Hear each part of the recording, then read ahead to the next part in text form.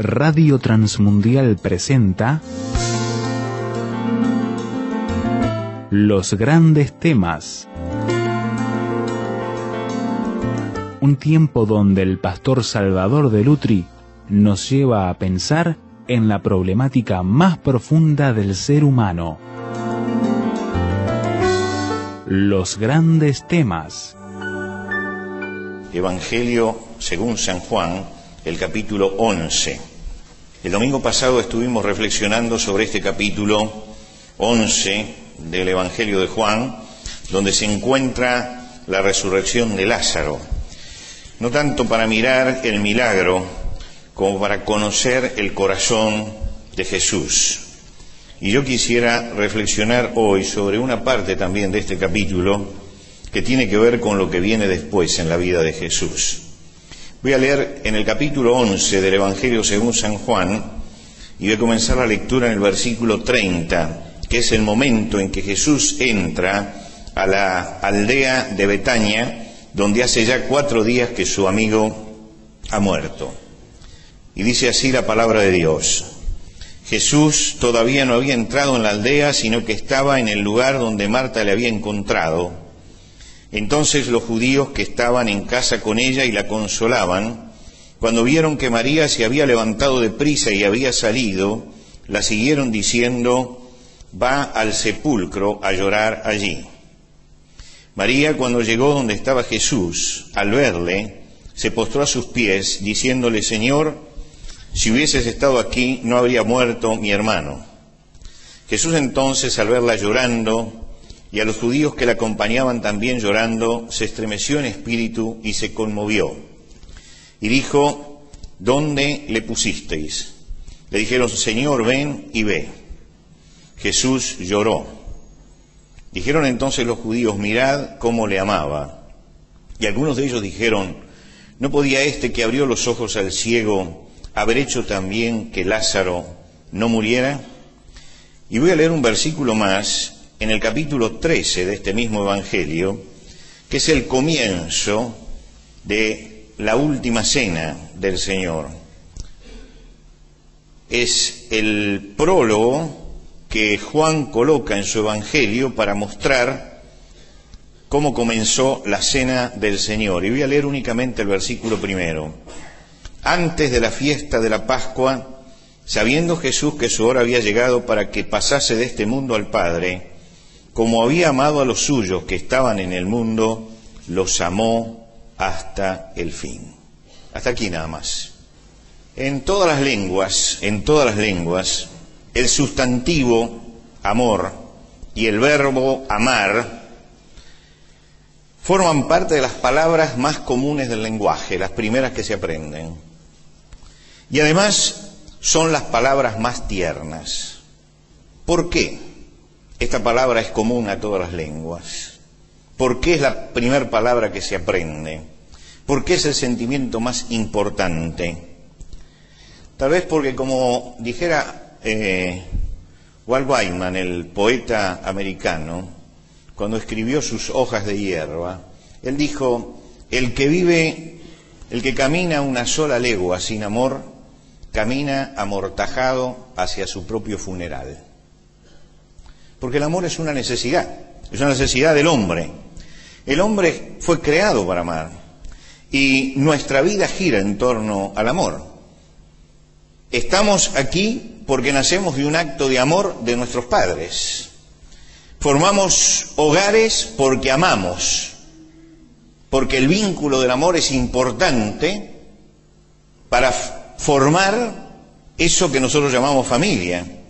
Volcamos el amor en nuestros hijos y necesitamos además ser amados. Es decir, amamos y necesitamos también la parte recíproca, necesitamos recibir amor. El deseo más profundo de la persona es amar. Crecemos, nos realizamos y somos felices cuando logramos amar y ser amados. Esta es la parte central de nuestra vida. Por eso, el escritor inglés Somerset Maugham dice en una frase que me parece genial: la gran tragedia de la vida no es que los hombres se mueran, sino que la gran tragedia de la vida es que dejen de amar. Y piense usted en esta frase: no es la gran tragedia que los hombres mueran. La gran tragedia es cuando el amor no está presente, aunque los hombres estén vivos, porque todo eso genera una sociedad salvaje. Cuando hablamos de Dios, también tenemos que hablar del amor, y así como en el hombre es una necesidad amar y ser amado, Dios es esencialmente amor, y lo hemos hablado el domingo pasado. No aparece el amor como un atributo, sino aparecen tres cosas que forman la esencia de Dios en la palabra de Dios. Dios es espíritu, hablando de la inmaterialidad, lo que permite que Dios esté en todas partes. Dios es luz, lo que habla de su limpieza y de su santidad. Y Dios es amor, lo que nos habla de su carácter, su misma naturaleza. Recibimos de Él la capacidad de amar y recibimos también de Él la necesidad de amar. Las dos cosas las hemos recibido de Dios, lo que quiere decir que el aspecto dominante que caracteriza tanto a Dios como al hombre es el amor. Caracteriza a Dios y caracteriza también al hombre. En este capítulo que estamos leyendo, que hemos comenzado a leer el domingo pasado, se narra la resurrección de Lázaro. Y como decíamos, hay mucho más que un milagro. El milagro lo conocemos todos, ya sabemos cómo es. Cómo fue la resurrección de Lázaro. Pero hay mucho más que esto. Cuando usted lee este capítulo, llega a conocer el corazón de Jesús. Resplandece en este capítulo la divinidad de Jesús, el poder de Jesús, como en ningún otro milagro. Hacía 4 días que el cadáver estaba ya en el sepulcro y se estaba corrompiendo. Por lo tanto, resplandece la omnipotencia de Dios y la deidad de Jesucristo. Pero resplandece juntamente la humanidad de Jesús, la ternura del corazón, que se para frente a la tumba de su amigo y llora delante de toda la multitud. Pero sin embargo, cuando usted mira esto, y lo mira superficialmente, parecería que Jesús está llorando frente a la tumba de su amigo, como nosotros lloramos las pérdidas normales que se dan en nuestra vida. Pero el llanto de Jesús desconcierta. Es tal vez el llanto más desconcertante de la Escritura, y cada vez que Jesús llora, desconcierta por el momento en que Él llora. En primer lugar, porque Jesús ha dado testimonio a sus discípulos de que Lázaro iba a resucitar. Cuando Él decide ir a Betania, le dice: nuestro amigo Lázaro duerme y voy a despertarlo. Y los discípulos, que siempre leían en la superficie y nunca en la profundidad, le dicen: Señor, si duerme sanará, porque la tradición, la costumbre, el conocimiento empírico era que cuando la persona dormía, transpiraba y se curaba. Y entonces entonces Jesús les dijo claramente: no quiero decir esto, Lázaro ha muerto. Voy a despertarlo, pero voy a despertarlo del sueño de la muerte. Por lo tanto, para Jesús, lo que para los otros era un misterio, para Jesús era ya una realidad. Él estaba parado frente a la tumba y en un momento más su amigo resucitaría. Llegó allí para eso, iba a mostrar el poder de Dios. ¿Por qué entonces Jesús llora frente a la tumba? Lo lógico es que lloren todos los demás. Lo lógico es que sea el único que no llore, porque Él sabe lo que va a pasar. Y sin embargo llora. ¿Por qué llora? Yo creo que para entender por qué llora Jesús hay que ir a otra vez que Jesús lloró, donde sucede lo mismo que en este caso. Es en la entrada a Jerusalén, el día del Domingo de Ramos. Jesús entra en Jerusalén y la multitud lo aclama. Es un día de fiesta, de hosanas, de mantos que se tiran sobre el camino, de palmas. Y dice que Jesús llega y ve la ciudad de Jerusalén. Jerusalén está rodeada por montes. Se asoma a uno de los montes y aparece la ciudad. Y cuando ve la ciudad, dice, lloró sobre ella. Y acá nuevamente el contraste. ¿Por qué llora si es el aclamado? ¿Por qué llora si estamos en el día de fiesta? Y en este caso Jesús explica por qué llora. ¿Qué es lo que dice Él? Él mira la ciudad y lamenta sobre la ciudad. Dice, porque ahora tu destino está encubierto a tus ojos, porque vendrán días sobre ti cuando los enemigos te rodearán y te sitiarán y te derribarán a tierra y a tus hijos delante de ti, y no dejarán piedra sobre piedra, porque no conociste el tiempo de tu visitación. Es decir, Jesús ve más allá. Y el hecho de ver más allá hace que no se quede con lo que está pasando en el momento. Lo que está pasando en ese momento es que la gente aclama, pero Jesús ve esa ciudad y dice, esta ciudad va a ser destruida, van a morir, no va a quedar piedra sobre piedra.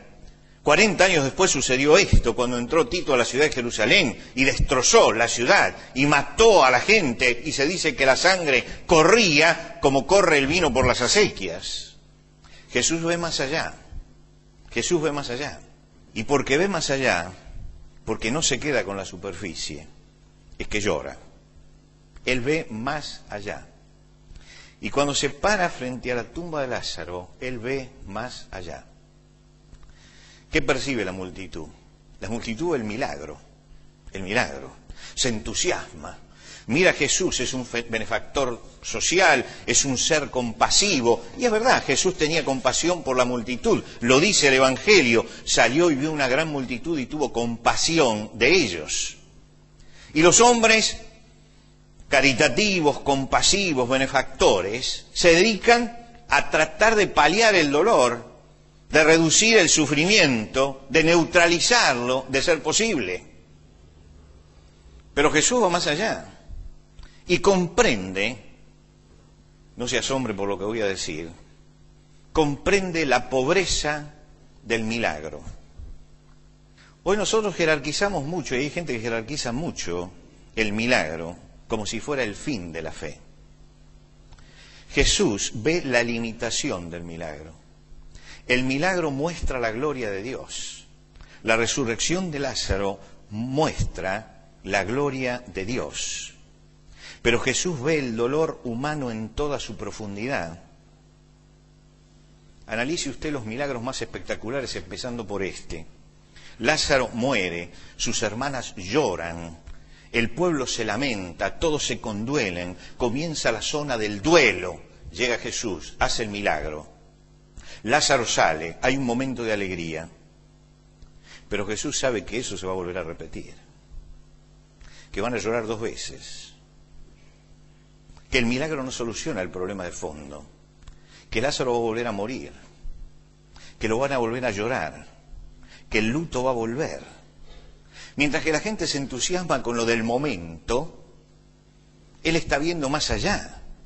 Esta es la condición humana, así son los hombres, esta es la naturaleza humana. Los podemos resucitar y tenemos un momento de alegría y de gozo y de todo lo demás, y los que miran solamente eso se quedan allí.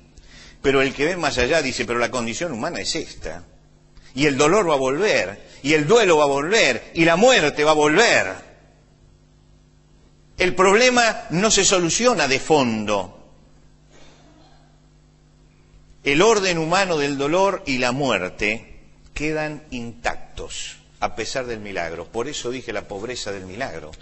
Porque el milagro soluciona un problemita nada más, tangencial, pasajero, pero no soluciona el problema de fondo. El problema de fondo es el gran drama humano.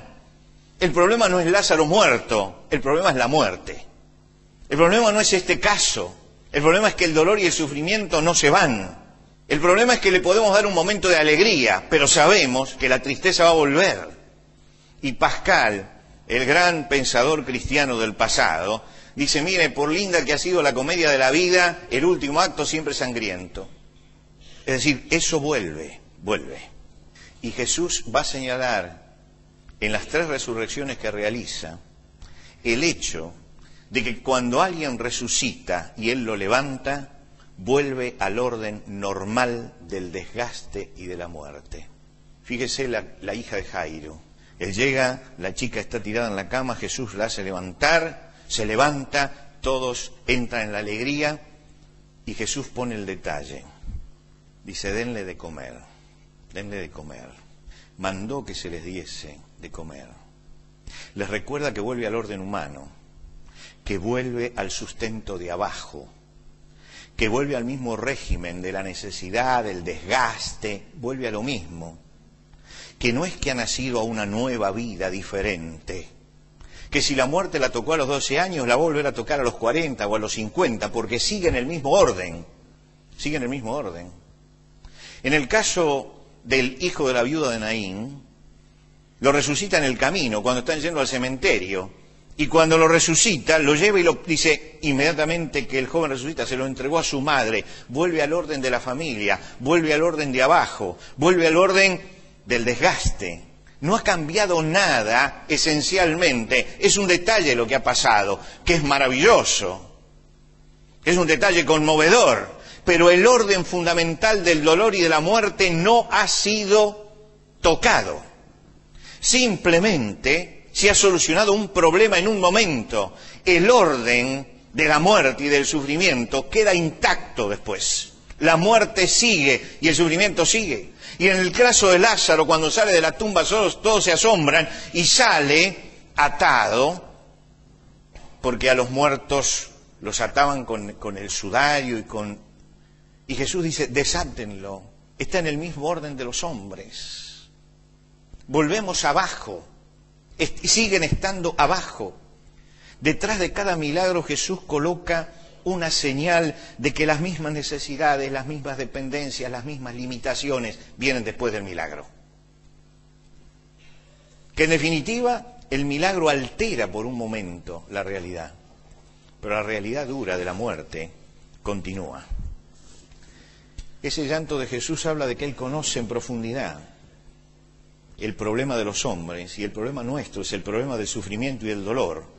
El sufrimiento y el dolor está en la raíz de todos los problemas humanos. El problema más hondo de los hombres tiene que ver con el dolor y con la muerte.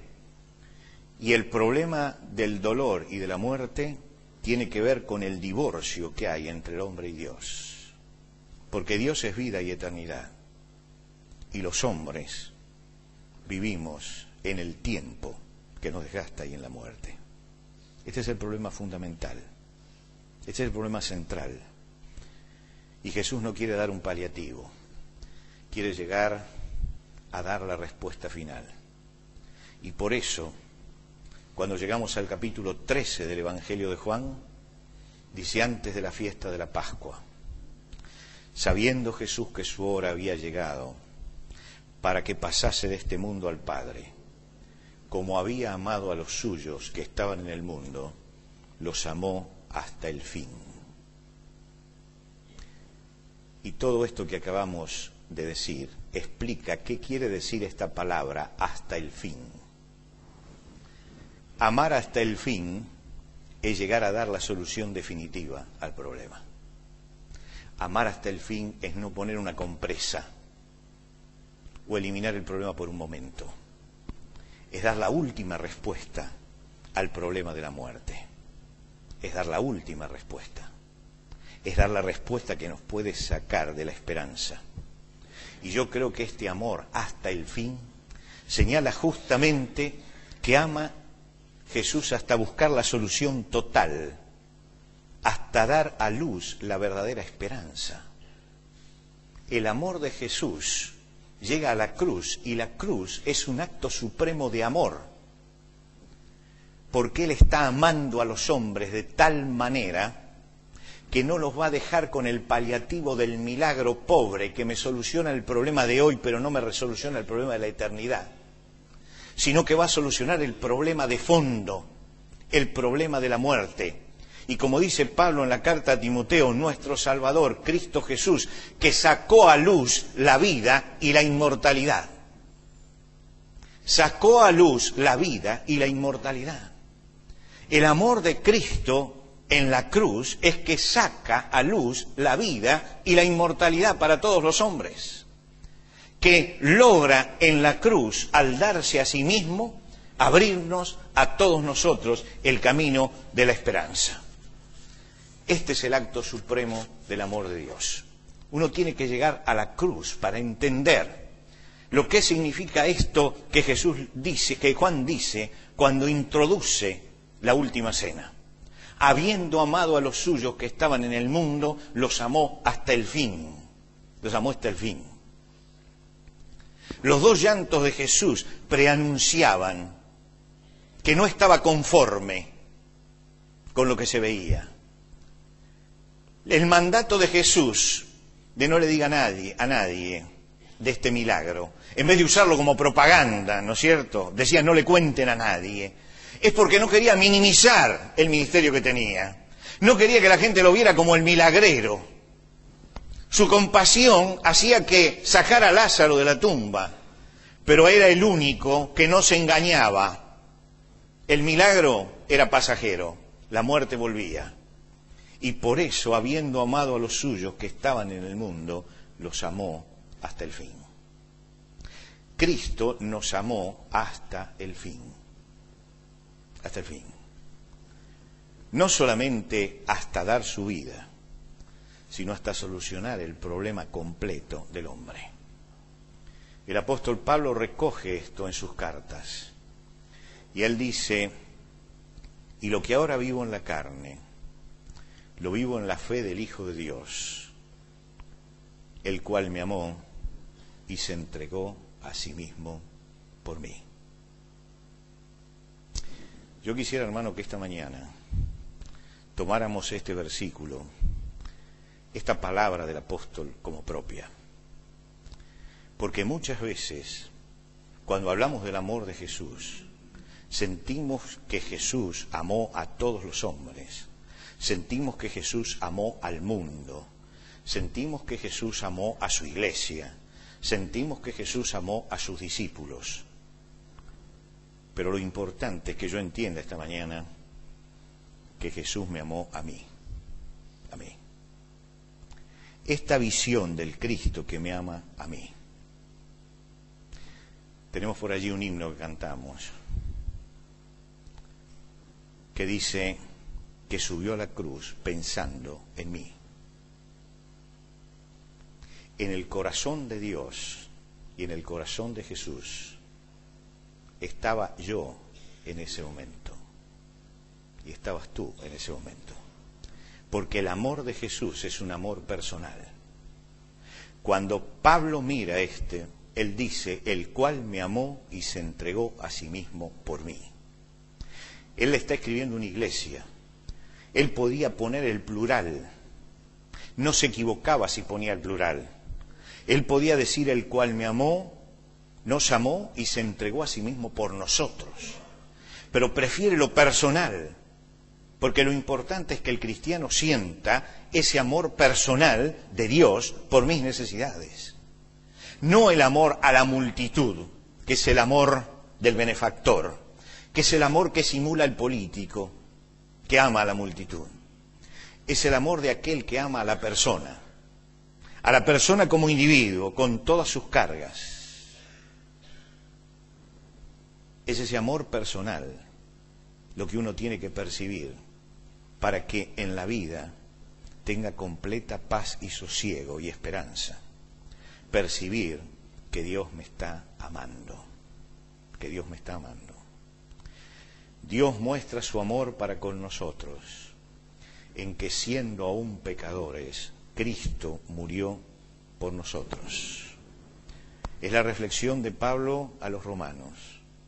Y después de reflexionar sobre este amor de Cristo que se entrega, hace todavía una reflexión más profunda, más honda. Él dice así, el que no escatimó ni a su propio Hijo, sino que lo entregó por todos nosotros, ¿cómo no nos dará también con Él todas las cosas? ¿Se da cuenta? Si nos ha dado al Hijo por nosotros, ¿cómo no nos va a dar juntamente con Él todas las cosas? La vida tiene muchos vientos que soplan. Y esos vientos nos afectan a nosotros. Esos vientos golpean en nuestra vida. Esos vientos nos hacen cambiar muchas veces los rumbos. Pero sea cual sea el rumbo que tomemos, estamos siempre dentro del amor de Dios. Hoy pasaron aquí los que tenían necesidades, los que tenían angustias. Estamos orando por ellos. Estamos orando por aquellos que traen cargas. Hoy Roberto nos trajo la carga y estamos orando por eso. Roberto Campisi, que a su madre la van a operar el martes, y estamos orando por eso. No es un problema directo sobre su cuerpo, pero es el afecto. Y estamos orando por eso. Y todos vamos a orar por eso. Y vinieron otros a agradecer. Los que están en el momento de la prueba, de la dificultad, de la angustia, están siendo amados por el Señor. Y los que están en el momento de la paz y de la tranquilidad y de la bendición visible, están siendo amados por el Señor. Porque el amor de Dios está con todos nosotros, en todas las circunstancias y momentos de nuestra vida. Rosalind Rinker dice en un libro contando su experiencia, parece que ella fue criada con esos padres que dicen: portate bien porque viene el cuco, portate bien por el hombre de la bolsa, portate bien porque Dios te va a castigar. Y juntan al cuco, al hombre de la bolsa y a Dios en la misma bolsa. Y ella dice, llegó un momento que recibía la presión esa, de esa visión de Dios, como el cuco. Dice, hasta que me di cuenta, y yo, dice, pensaba que había un círculo cerrado, un círculo, que era el amor de Dios. Algunos estaban adentro y yo estaba afuera. Dice, hasta que entendí que cuando Dios hizo ese círculo, lo hizo tan grande que todos estamos dentro del amor de Dios. Todos estamos dentro del amor de Dios. Mi hermano, yo sé que hay dificultades y que hay problemas y que tenemos que atravesar tormentas en nuestra vida. No importa el momento que estemos pasando. Él me amó y se entregó a sí mismo por mí. Y lo hizo hasta el fin, para darme una esperanza cierta y verdadera. No es el milagro pasajero solamente, es el amor de Dios. Es el amor de Dios permanente, permanente para con todos nosotros. En un galpón de campo habían puesto arriba una veleta. Usted vio que las veletas señalan los 4 rumbos, ¿no es cierto? Norte, sur, este, oeste, y arriba hay un gallito que gira y de acuerdo a la posición sabemos cómo anda el viento. Parece que el campesino había hecho esta veleta, pero arriba, en vez de colocar el gallito, había escrito Dios es amor. Y pasó por allí un pastor y leyó Dios es amor y le llamó la atención, ¿no? Entonces golpeó y sale el campesino y le dice, ¿usted colocó esa veleta? Dice, sí, yo coloqué esa veleta. ¿Y puso Dios es amor? Sí, dice, yo puse Dios es amor. Dice, ¿qué quiere decir? Que el amor de Dios es como una veleta que apunta para donde quiere, para donde sopla el viento. El campesino le dijo, no. Quiere decir que no importa de dónde sople el viento, siempre Dios nos ama. No importa de dónde sople el viento, siempre Dios nos ama. No importa de dónde sople el viento. De dónde está soplando el viento en tu vida, no importa. Siempre Dios nos ama. Por eso es maravilloso cuando pienso que Dios me ama a mí. Señor, te damos gracias esta mañana por el inmenso amor que tú tienes para con todos nosotros. Es maravilloso pensar, eterno creador de los cielos y de la tierra, el que sustenta todas las cosas por la palabra de su poder, el Señor de los mundos y de las galaxias que no pueden entrar en nuestro entendimiento, que van más allá de lo que nosotros podemos percibir. Sin embargo, esté amando a su criatura, esté buscando su bien, nos esté buscando a todos nosotros esta mañana para que entendamos lo que es el profundo amor que Él tiene por nosotros. Señor, queremos esta mañana agradecerte de todo corazón por ese amor inmenso manifestado en Cristo Jesús. Agradecerte sobre todo porque Él, habiendo amado a los suyos que estaban en el mundo, los amó hasta el fin. Y quisiéramos agradecerte por ese amor que llega hasta darnos respuesta para la eternidad, hasta abrirnos las puertas del mismo cielo. Te damos gracias por ese amor que fue a preparar lugar para nosotros, para que donde Él esté, nosotros también podamos estar. Te damos las gracias por la esperanza que tenemos en Cristo Jesús, de que atravesando este valle de la vida, podemos encontrarnos en la eternidad con Él. Te agradecemos por ese día en que todos juntos, aquellos que formaron parte del pasado y los que vendrán después de nosotros, podremos unirnos en adoración eterna a aquel que se entregó por nosotros en el Calvario. Señor, queremos adorarte esta mañana. Queremos ofrecerte, Señor, no solamente el agradecimiento de nuestro corazón, sino también el corazón mismo rendido delante del trono tuyo. Te damos gracias por la forma en que nos cuidas, por el sustento que das a nuestra vida, por el bálsamo que pones a nuestros dolores, por la conformidad que nos das frente a nuestras realidades negativas. Pero te damos gracias sobre todo por la esperanza nueva y viva que Jesucristo trajo cuando sacó a luz la vida y la inmortalidad para nosotros. Cuando en la cruz del Calvario sufrió nuestro desamparo para que nosotros tuviéramos el amparo tuyo. Cuando en la cruz del Calvario gimió para que nosotros no gimiéramos más. Y te agradecemos, Señor, porque hoy, mirando ese sepulcro que fue abierto, esa resurrección de Cristo y ese poder de Cristo por encima de la muerte, es lo que nos sostiene, nos alienta y nos hace mirar con esperanza hacia adelante.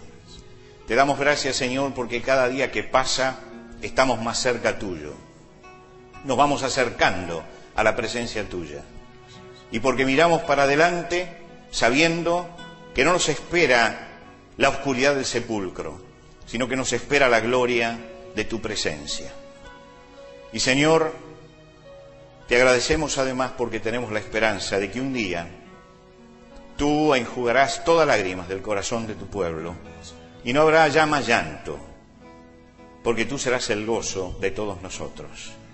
Señor, te rogamos que mientras que tenemos que transitar por aquí, por la tierra, podamos honrar tu nombre, podamos realmente vivir dentro del círculo de tu amor y ayudar a los demás a que entiendan que el amor tuyo es un amor que se extiende a todos los seres humanos. Gracias, Señor, por el encuentro de esta mañana. Gracias por la bendición de ser tus hijos. Recibe, Señor, nuestra adoración. En el nombre de Cristo Jesús.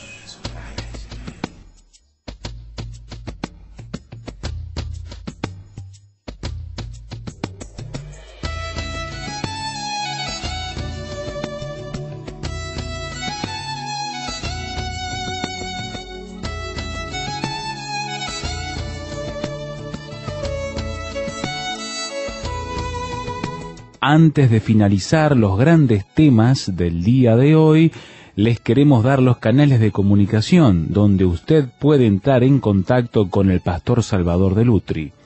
Por carta, hágalo a Los Grandes Temas, casilla de correo 5051, Montevideo, Uruguay. Los Grandes Temas, casilla de correo 5051, Montevideo, Uruguay. Y el correo electrónico losgrandestemas@transmundial.org. losgrandestemas@transmundial.org. Nos encantaría escuchar de usted, saber cuáles son sus comentarios, preguntas, reacciones e inquietudes sobre el tema de hoy. Por ahora nos despedimos hasta otro espacio de Los Grandes Temas, una producción de Radio Transmundial.